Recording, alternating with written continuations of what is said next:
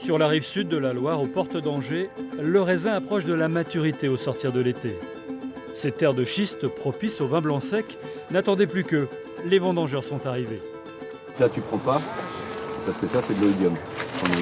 Si le chef de culture veille au grain, c'est que le raisin doit se ramasser uniquement à la main, question de qualité. Là, dans les chardonnays, on ramasse 100% de la vendange. Et dans les chenins, souvent plus, enfin, les maturités sont différentes sur les raisins. On laisse par endroit, on peut laisser 30% de la vendange sur pied, et puis on repasse 8-10 jours après, quoi.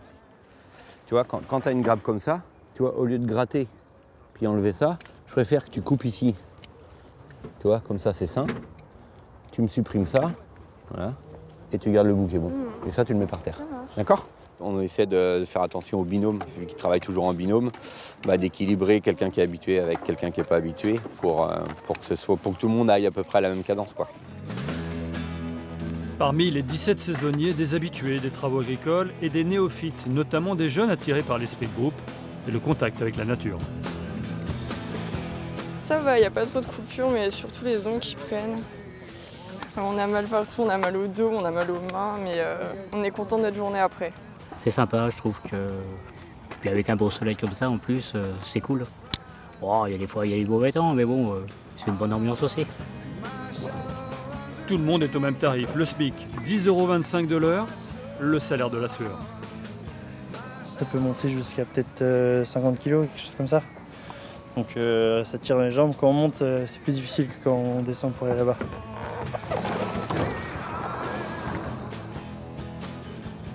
Hier, on a passé la journée avec des caissettes qui font 10 kg. Et hier et avant-hier, on en a ramassé, je crois, 1000. Et donc, comme on n'est que 3 porteurs, ça fait à peu près 3 tonnes chacun.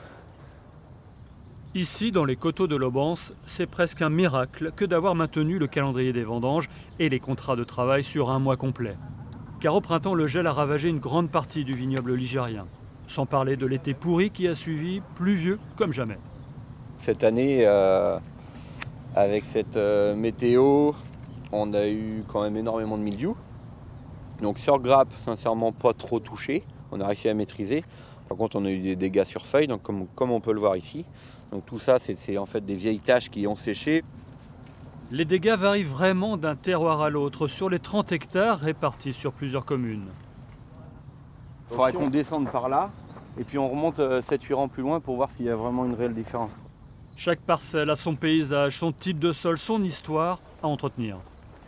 Mais là, c'est bon encore.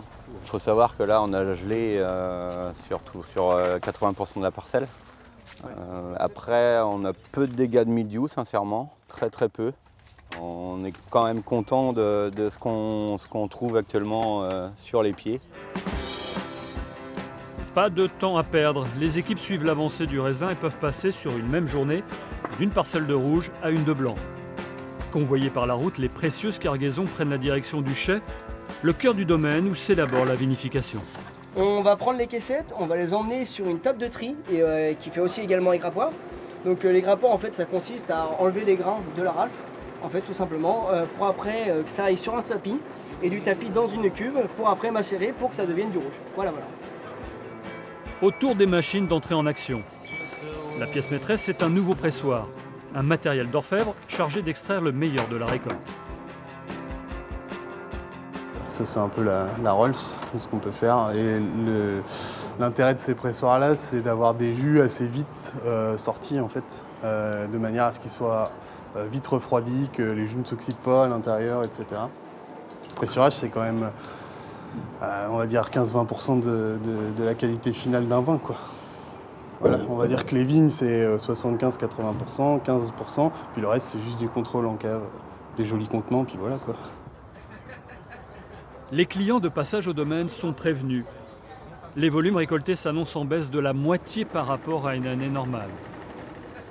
Malgré tout, ces premières cuvées récompensent le travail de toute une année par ces vignerons attachés aux méthodes naturelles. Il faudra encore patienter pour goûter à ce nouveau millésime, produit par l'homme et par la vigne.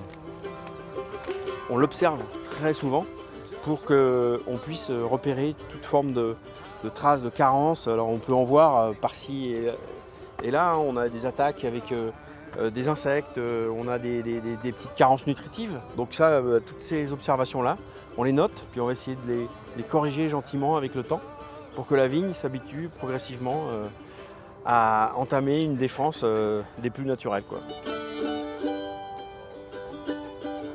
C'est une telle émotion, on l'a vécu tellement violemment cette année avec le gel, qu'il y a un lien affectif avec cette vigne qui pousse, qui est super émouvant.